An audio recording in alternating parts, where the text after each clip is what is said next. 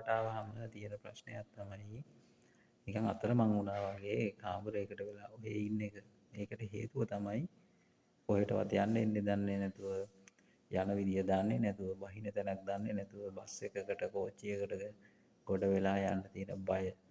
නමුත් එහෙම ඉන්න අවශ්‍ය නැහැ.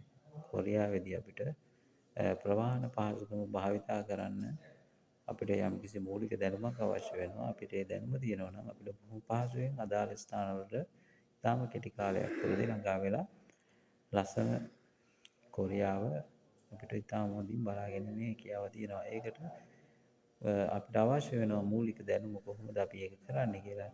එහෙනම් අපි බලමු මේ වීඩියෝ එකෙන් කොහොමද අපි කොරියාවේදී ප්‍රවාහන පහසුකම පාවිච්චි කරන්නේ, කොහොමද බහින්නේ, කොතනින්ද නගින්නේ, යන්නේ කොහොමද, ට්‍රේන් එකක යන්නේ කොහොමද, ට්‍රේන් එකෙන් බහින්නේ කොහොමද, බස් එකකට නගින්නේ කොහොමද, බස් එකකින් බහින්නේ කොහොමද, තියෙන තැන අඳුරගන්නේ කොහොමද, ඉන්න තැන අඳුරගන්නේ කොහොමද කියලා අපි මේ වීඩියෝ එකෙන් බලමු.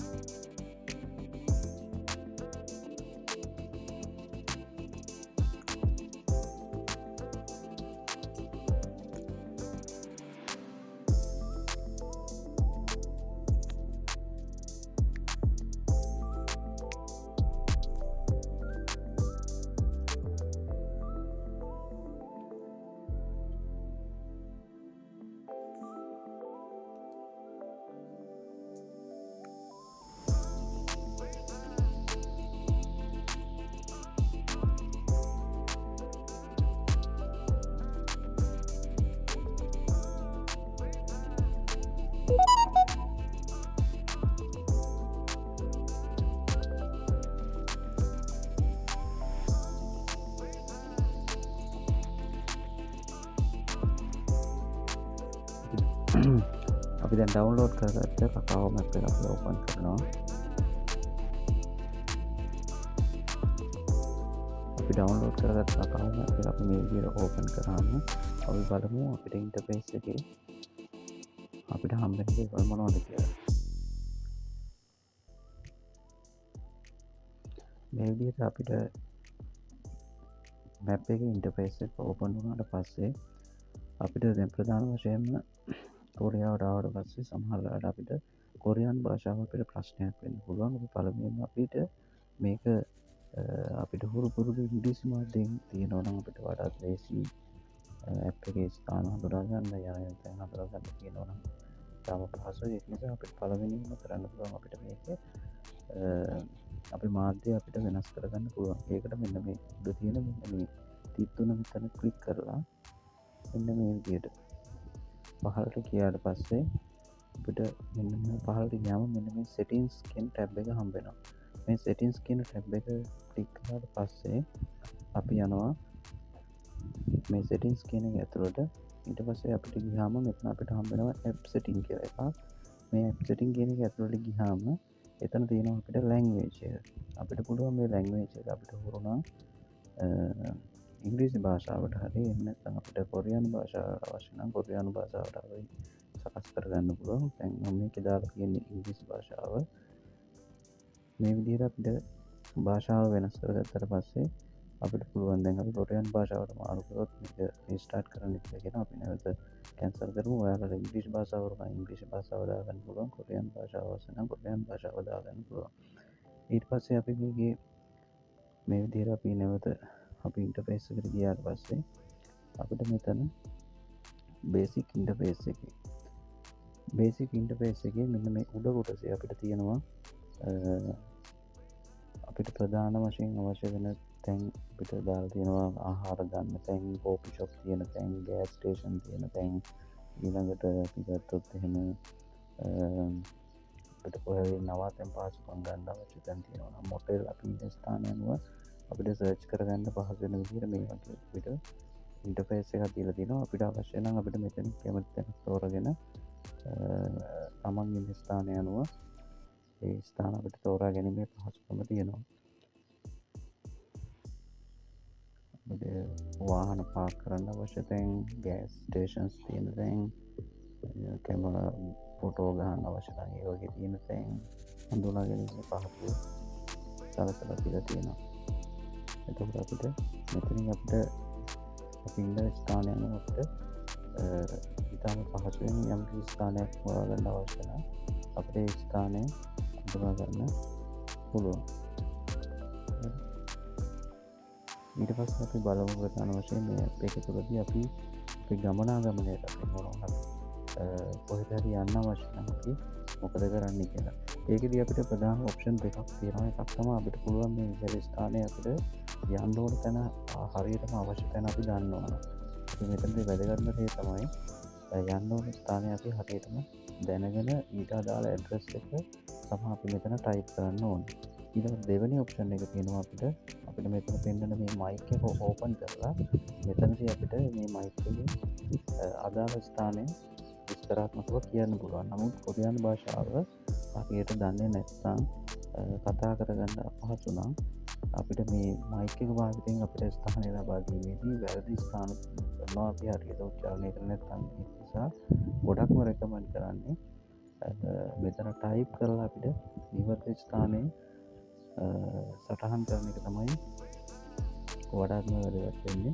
එතනින් අපිට හරියටම නිවර්ත ස්ථානය ලබා ගැනීමේ හැකියාව තියෙනවා. දැන් අපි මෙතන ඉන්ටර්ෆේස් එකට ආවට පස්සේ share the places of buses කියලා අපිට වෙනවා. මෙතන අපිට ගමනාගමනයට අවශ්‍ය කරන ස්ථානයට යන්න ඕන අවශ්‍ය ස්ථානය සටහන් කිරීම හරි එහෙම නැත්නම් අපිට මයික් එක භාවිතයෙන් මෙතන ස්ථානය සටහන් කිරීම හරි කරන්න පුළුවන්. ඊට පහකින් කොටස තියෙනවා අපිට food shop, coffee shop, convenient store කියන්නේ E-mart, Walmart වගේ ඒවල් අපිට වෙන්න පුළුවන්. ඊළඟට GS25 වගේ ස්ථාන දක්වන්න පුළුවන්. ඊළඟට ෆාමසිස්, ගෑස් ස්ටේෂන් අපි ඉන්න ස්ථානය අනුව අපිට යම් කිසි දෙයක් හොයාගන්න අවශ්‍ය වුණොත් එහෙම අපිට මෙතනින් තැනක් සිලෙක්ට් කරලා අපිට අදාළ ස්ථානය හොයාගන්න පුළුවන්. දැන් උදාහරණයක් වශයෙන් ගත්තොත් එහෙම මට ගෑස් ස්ටේෂන් එකක් හොයාගන්න ඕන නම් මට මෙතන ළඟම ඉන්න තැන අනුව මෙතන ගෑස් කියන එක ක්ලික් කරොත් එහෙම අපිට මේ ළඟම තියෙන ගෑස් ස්ටේෂන්ස් අපිට පෙන්වනවා. එතකොට අපිට මේ අවශ්‍ය ගෑස් ස්ටේෂන්ස් කොතන තියෙන්නේ අපිට මේ ඕන ගෑස් ස්ටේෂන් එකක් අපිට තෝරගන්න පුළුවන් අපිට ළඟම ස්ථානය අනුව.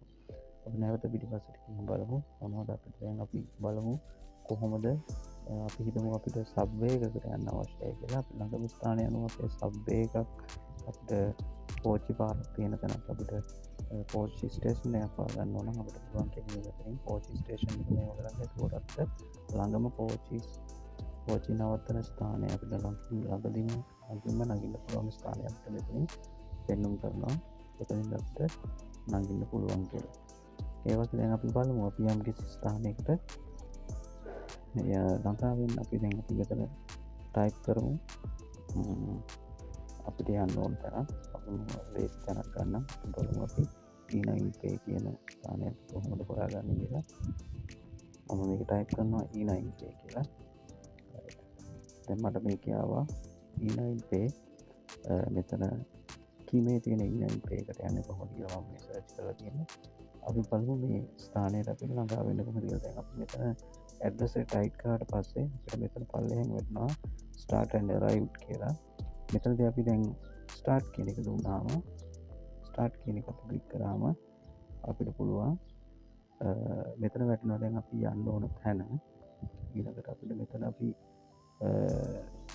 ස්ටාර්ටින් පොයින්ට් එක අපි මේ විදිහට ඊතර දෙක මාරු කරලා ස්ටාර්ටින් පොයින්ට් එක අපි සිලෙක්ට් කරගන්නවා. අපි මෙතන ස්ටාර්ටින් පොයින්ට් එක විදිහට දැන් අපේ කරන්ට් ස්ථානය අපිට තෝරන්න පුළුවන්.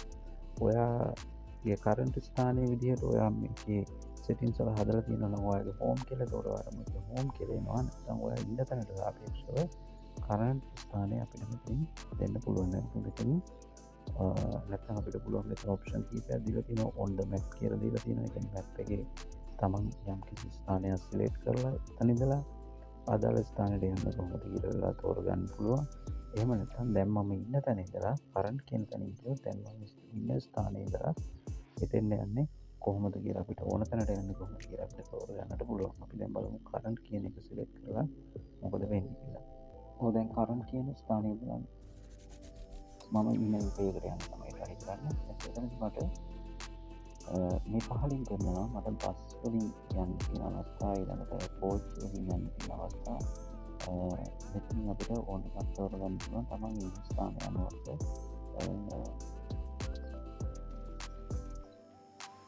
අදාළ ක්‍රමය අපිට තෝරාගෙන හැකියාව තියෙනවා. සබ්වේ වලින් විතරක් යනවා නම් සබ්වේ වලින් තෝරගන්න පුළුවන්. බස් වලින් සහ සබ්වේ වලින් යනවා ඒක තෝරගන්න පුළුවන්. ඊට අමතරව අපිට මෙතන රෙකමෙන්ඩේෂන් කියලා කොටසක් තියෙනවා. මේ රෙකමෙන්ඩේෂන් කියන එක තුළ කියද්දී අපිට පුළුවන් ඉතාම කෙටි කාලයකින් යන්න පුළුවන් කොට ඉඳ ඇවිදගෙන යන්න පුළුවන්. ඇවිදගෙන යන කෙටිම මාර්ග හොයාගන්න, සිම්පල් රෝඩ් එක හොයාගන්න. මේ වගේ රෙකමෙන්ඩේෂන්ස් එකක් දීලා තියෙනවා. මෙතනින් අපිට පුළුවන් අවශ්‍ය වෙන එකක් අපිට තෝරගලා අපිට කෙටිම කාලයකින් යන්න ඕන නම් එහෙම ඇවිදගෙන යනවා නම් සිම්පල් රෝඩ් එක මොකක්ද කියන්නේ අපිට මෙතන රෙකමෙන්ඩේෂන්ස් වලින් අපිට කැමති එකක් තෝරගන්න පුළුවන්. ඊට පස්සේ අපි බලමු අපි දැන් මෙතනදී ඉන්ටර්ෆේස් එකේ මොනවද තියෙන්නේ. අපි මේ ඉන්ටර්ෆේස් එකේ අපිට දීලා තියෙනවා ප්‍රධාන වශයෙන්ම මේ ස්ථානෙට ළඟා වෙන්න පුළුවන් කාලය. උඩින්ම ගත්තොත් අපි මෙතන උඩම දීලා තියෙනවා මෙන්න මේ කාලය තමයි මේ පළවෙනි මේ දීලා තියෙන යන්න පුළුවන් ක්‍රම. මේ යන්න පුළුවන් ක්‍රම වලින් ඒකේ තමයි අනුගමනය කරොත් එන ස්ථානයට ළඟා වෙන්න බැහැ. කාලයෙන් තමයි මෙතන අපිට මේ උඩින්ම දීලා තියෙන්නේ. ඊට පස්සේ දෙවෙනියට අපි අඳුර ගන්න ඕන දේ තමයි මේ බස් ස්ටේෂන් එක. බස් ස්ටේෂන් එක කොහොමද අපි අඳුරගන්නේ කියලා. බස් ස්ටේෂන් එක අඳුරගන්න තියෙන ක්‍රමය තමයි දැන් අපි මෙතන අපි සිලෙක්ට් කරලා තියෙනවා. මෙන්න මෙතන මේ දීලා තියෙන 5255 කියලා කියන්නේ ඒ බස් එක නවත්තන බස් ස්ටේෂන් එකේ නම්බර එක. මේ තව එකක් කුප්පියලොක් කියලා. ඒ කුප්පියලොක් කියන එකේ ස්ටේෂන් එකේ නම්බර එක තමයි 88.17 දීලා තියෙන්නේ. යම් කිසි අවස්ථාවක අපි මේ බස් ස්ටේෂන් එකට ගියොත් ඒ බස් ස්ටේෂන් එකේ ගහලා තියෙනවා නම්බර එක. මොකක්ද ඒ බස් ස්ටේෂන් එකේ නම්බර එක කියලා. පළවෙනියෙන්ම අපි අඳුරගන්න ඕන අපි ඇවිල්ලා ඉන්නේ හරි බස් ස්ටේෂන් එකකට කියලා. ඒක නිසා පළවෙනිම අපි ගමනක් යන්න පටන් ගන්නකොට අපි මේක තෝරගත්තට පස්සේ අපි ගිහින් බලන්න ඕනේ ඒ බස් ස්ටේෂන් එකට ගිහලා ඒ බස් ස්ටේෂන් එකේ තියෙන නම්බර එකට අපි මේ ඇවිල්ලා ඉන්නේ කියලා. අපි දැන් මේක ඇතුළට බලමු. හරි. දැන් අපි මේකදී අපිට පෙන්වන්න කරනවා මේ උඩින් තියලා තියෙන්නේ අපිට මේ අපි තෝරගත්ත මාර්ගය ඔස්සේ අපි ගමන් කරොත් ඒ එක ක්‍රමවේදයක අනුව කොච්චර කාලයක් ගත වෙනවද කියලා තමයි උඩින් අපිට දීලා තියෙන්නේ. මේක විතර යනවා කියනවා නිකන් අලු පාටකින් අලු පාට පළවෙනි එක විනාඩි 30ක් ඊපස්සේ විනාඩි 2ක් තවත් විනාඩි 2ක් තවත් විනාඩි 2ක් ඉඳින්න තියෙනවා. නිල් පාටින් අපිට පෙන්වලා තියෙනවා මේ බස් වලින් ගමන් කරනකොට බස් එකේ කොච්චර කාලයක් මේ පින්වල ගමන් කරනවද කියලා. ඊළඟට තැඹිලි පාටින් අපිට පෙන්වලා තියෙනවා. තැඹිලි පාටින් අපිට පෙන්වලා තියෙනවා කෝච්චි පාරක්. ඒ කෝච්චි පාරේ කෝච්චිය ගමන් කරන්න ඕන කාලය දෙවෙනියට අපිට පෙන්වලා තියෙනවා කෝච්චි පාරේ කාලය.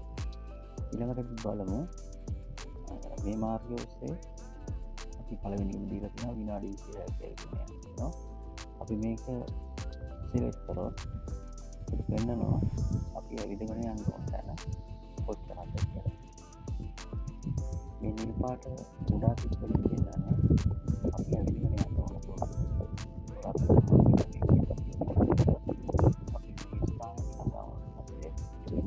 බස් ස්ටේෂන් එක. මෙන්න මේ බස් ස්ටේෂන් එකේ නම්බර එක තමයි අපිට දීලා තිබෙන්නේ 52යි 55. දැන් මේ ස්ථානේ තව බස් ස්ටේෂන් තියෙන්න පුළුවන්. හරිද? අපි ගත්තොත් තව බස් ස්ටේෂන් එකක්. අසල ප්‍රදේශයේ තිබ්බොත් අපි අඳුර ගන්න ඕන අපි ඇවිල්ලා ඉන්නේ නිවැරදි බස් ස්ටේෂන් එකට කියලා. ඒක තමයි බස් ස්ටේෂන් එකේ නම්බර එක බලා ගන්න ඕනේ. බස් ස්ටේෂන් එකට ගියාට පස්සේ බස් ස්ටේෂන් එකේ නම්බර එක ගහලා තියෙනවා. ඒ නම්බර එක හරි නම්බර එකද කියලා බලා ගන්න ඕන පළවෙනි.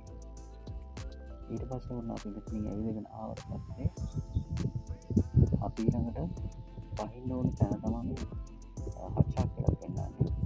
මෙතනින් පහින්න ඕන තැන තමයි ඒකට තියෙනවා. අපි මෙතෙන් ආවට පස්සේ අපි පහින්න ඕනේ කියලා 68 තියෙන බස් ස්ටෑන්ඩ් එකකින් අපි බහින්න ඕනේ. අපි බහින්න කොහොමද කියලා අපි ඉස්සරහදී කතා කරමු. ඊට පස්සේ ඔන්න නැවතත් ඇවිදගෙන යන්න ඕනේ. ඊට පස්සේ අපිට කියනවා ෆැමිලි පාර්ටි නම්බර් 1 කියලා. ඒ කියන්නේ අපි නගින්න ඕනේ 1 කියන වේදිකාවට. මේ වේදිකාවේ නම්බර එක තමයි මේ ඒ පාටින් පෙන්වන්නේ. දැන් පහකින් පෙන්වනවා 3 කියලා වේදිකාවක්. 3 කියන වේදිකාව කියලා කියන්නේ දෙවෙනි රේල්වේ ස්ටේෂන් එකේ නම්බර එක. ඒකෝර අපි රේල්වේ ස්ටේෂන් එකට ගියාට පස්සේ මේ හැම රේල්වේ ස්ටේෂන් එකකටම යම් කිසි කලර් කෝඩ් එකක් පාවිච්චි කරනවා. ඒකට ඔයා ඇවිල්ලා ඉන්නේ නිවැරදි ස්ටේෂන් එකකට කියලා දැනගන්න නම් ඔයාට පුළුවන් මේ රේල්වේ ස්ටේෂන් එකේ බිත්තිවල ගහලා තියෙනවා කලර් කෝඩ් එකක්. ඒ කලර් කෝඩ් එකෙන් ඔයාලට අඳුර ගන්න පුළුවන් ඔයා ඇවිල්ලා ඉන්නේ නිවැරදි වේදිකාවටද කියලා. උදාහරණයක් වශයෙන් ගත්තොත් ඔයා ඇවිල්ලා ඉන්නේ මේ පළවෙනි වේදිකාවට නම් පළවෙනි වේදිකාවේ බිත්තිවල පටියක් ගහලා තියෙනවා තැඹිලි පාටින්. ඊළඟට රේල්වේ ස්ටේෂන් එක රේල්වේ කෝච්චිය ඇතුලේ ගහලා තියෙනවා ගොඩක් වෙලාවට පාවිච්චි කරලා තියෙන බෝඩ් යන්න තියෙන තැන් හැම එකක්ම ගොඩක් වෙලාවට මේ කලර් කෝඩ් එකකින්ම තමයි පාට කරලා තියෙන්නේ. ඒකට ඔයාලට යම් කිසි අවස්ථාවක ගැටලුවක් මතුවුණොත් ඔයා ඉන්නේ නිවැරදි කෝච්චියේද කියලා ඔයාලට පුළුවන් මේ කලර් කෝඩ් එකකින් අඳුර ගන්න ඔයා ඉන්නේ නිවැරදි කෝච්චියේද කියලා. right. දැන් අපි බලමු මේ බස් එකකට නැංගට පස්සේ කොහොමද අපි මේ බස් එකේ යන එන තැන ඉන්න තැන හරියටම හරිද කියලා දැනගන්න. අපි මේ බස් ස්ටේෂන් එකක් තෝරගත්තට පස්සේ අපිට පුළුවන් අපි මේ යන ක්‍රමය තෝරගත්තට පස්සේ අපිට මේ ගයිඩ් කියන එක මේ බෙල් අයිකන් එක අපිට ක්ලික් කරන්න. බෙල් අයිකන් එක අපි ක්ලික් කරාට පස්සේ මේ විදිහට එනවා අපිට තේරුම දෙනවා.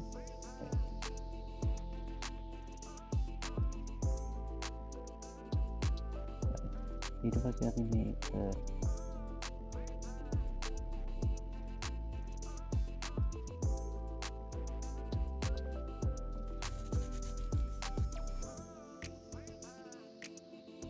notification අපිට මේ විදිහට on කරන්න පුළුවන්. notification අපිට on කරාට පස්සේ අපිට පෙන්වන්න කරනවා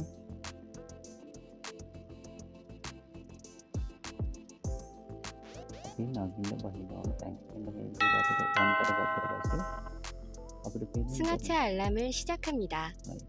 දැන් අපි මේ විදිහට මේ alarm එක අපි තෝරගත්ත මාර්ගෝසේ alarm එක අපි on කරගත්තා පස්සේ අදාළ ස්ථානයට පැමිණුණාට පස්සේ අදාළ ස්ථානයේදී මේ vibration එකක් සමග alarm එකක් නාද වෙනවා. ඒකෙන් අපිට අඳුර ගන්න පුළුවන් අපි ඇවිල්ලා ඉන්න ස්ථානය හරිද නැද්ද කියන එක.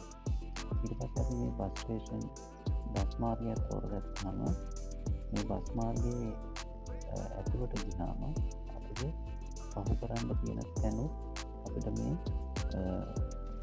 බස් එකේ නාද වෙන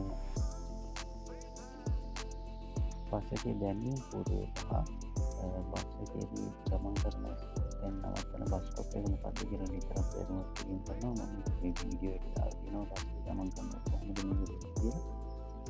ඊළඟට අපි මේ කෝච්චි පාරේ යනවා නම් අපි මේ අහල තියෙන කෝච්චි පාරේදී ඒ එක ස්ථානයේදී ඒ ඉන්න ස්ථානය highlight කරලා පෙන්නනවා දැන් ඉන්නේ ඔබ මෙතන කියලා. ඒකෙන් ඔයාලට අඳුර ගන්න පුළුවන් ඊළඟට ළඟා වෙන්න කොතනද ඊළඟට බහින්න ඕන දැන් ළඟා වුණාම අපිට එලාම් එක එනවා. එතනින් අපිට අඳුර ගන්න පුළුවන් අපිට අදාළ ස්ථානයේ බහින්නට අවශ්‍යයි කියලා. අපි බලමු මේකේ විෂුවල් වීඩියෝ එකක් කොහොමද මේක අප්ඩේට් වෙන්නේ කියලා. 이번 정지로 신용 나와입니다. 다음 개인정보입니다.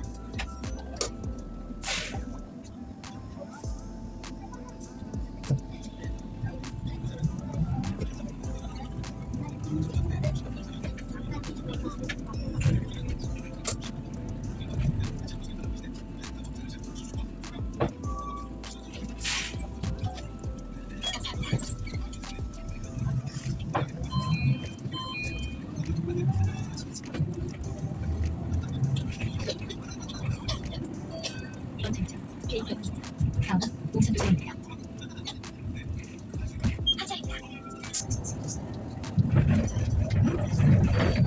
이번 장소는 동산중앙병원입니다. 다음 그랜드 볼링장입니다.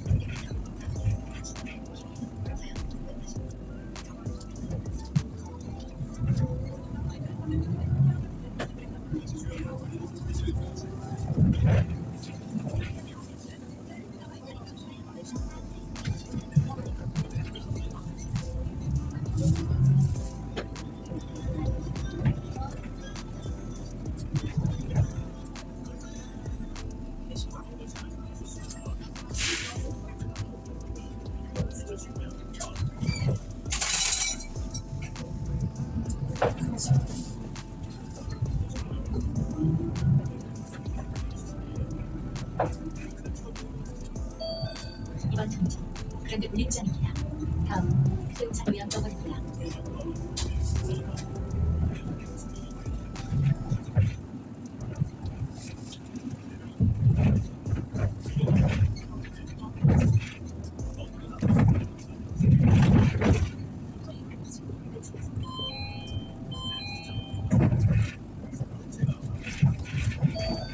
이번 장소 세운산요양병원입니다. 다음 김주 병원입니다.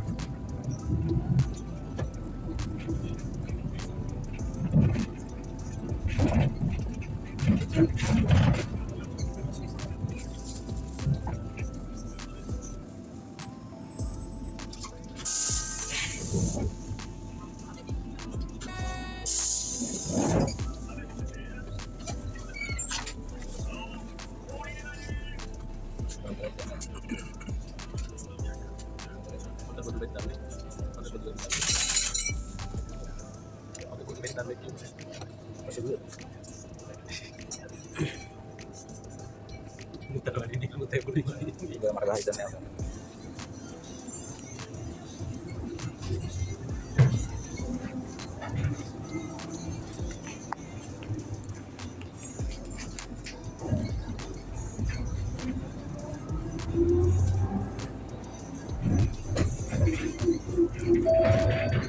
이번 장소 대치나카트입니다. 다음 롯데마트입니다.